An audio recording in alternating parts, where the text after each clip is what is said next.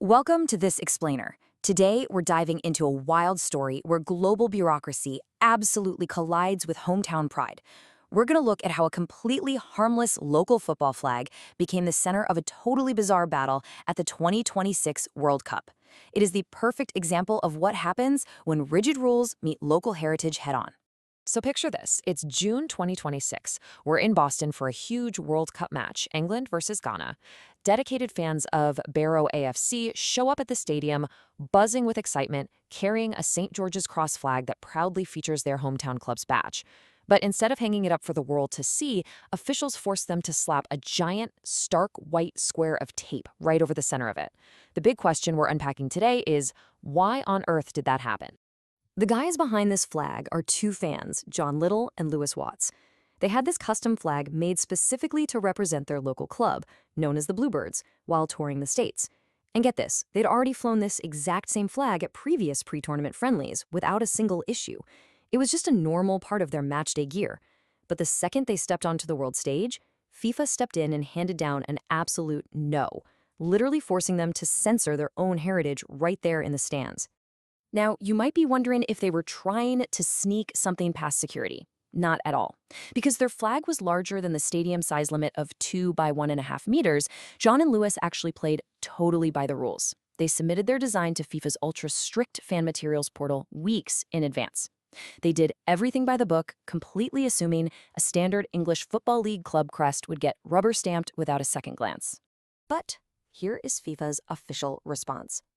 The application was swiftly and clinically rejected, and the reason is honestly mind-boggling. Under a blanket policy that bans military equipment inside stadiums, FIFA specifically pointed to the tiny submarine featured on the Barrow crest and labeled it a weapon. Yeah, you heard that right. A little silhouette of a submarine on a football badge was officially classified as prohibited military imagery. Unbelievable, right? Naturally, the fans were totally stunned. They could barely believe what they were reading. John Little actually pointed out to the press that, hey, he totally understand a ban if the flag had literal guns or knives on it. But a submarine? He rightly called out the sheer absurdity of the whole thing. I mean, a local football badge is hardly a tactical battle plan, you know? It's not exactly like you can pop down to the local supermarket and pick up a nuclear sub. So moving right along to Section 1, a century of shipbuilding, the real Barrow-in-Furness. To really grasp why this rejection wasn't just confusing but deeply insulting to these fans, we have to look at the town itself. Consider this number, 14,000. That's roughly how many local people are employed by BAE Systems over in Barrow-in-Furness. The town is an absolute global hub for shipbuilding. So for the folks who live there, that submarine isn't some aggressive symbol of war. It is the literal heartbeat and livelihood of the community. It represents the daily grit, the skill, and the economic foundation of thousands and thousands of families. And the history goes way back. Both Barrow AFC, the football club, and the Royal Navy shipbuilding operations in the town trace their roots back to the exact same year, 1901. So we're talking about a symbol that represents well over a century of working-class heritage. And yet, this deeply meaningful icon, which was flown completely safely at friendlies for years, is suddenly slapped with a ban and treated like a live security threat at the 2026 World Cup.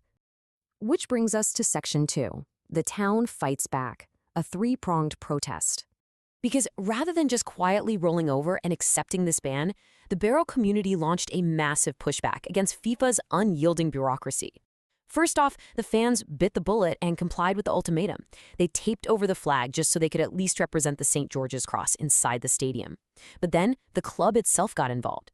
They brilliantly blurred out the submarine on their official social media profiles in solidarity, jokingly asking FIFA if the tiny arrow on their crest was also banned as a deadly weapon. And it didn't stop there. The issue actually escalated all the way to the government, with Member of Parliament Michelle Scrogham taking the fight straight to the House of Commons. She filed an early day motion. And as the quote here shows, she forcefully argued that the submarine is a proud symbol of the town's identity, reflecting generations of skilled workers. She basically called on the governing body to adopt a much more proportionate, common-sense approach. The real takeaway here is this. When a corporate regulation is so blind that it brands the century-old livelihood of skilled workers as offensive imagery, it is painfully clear that the bureaucratic system has completely lost the plot.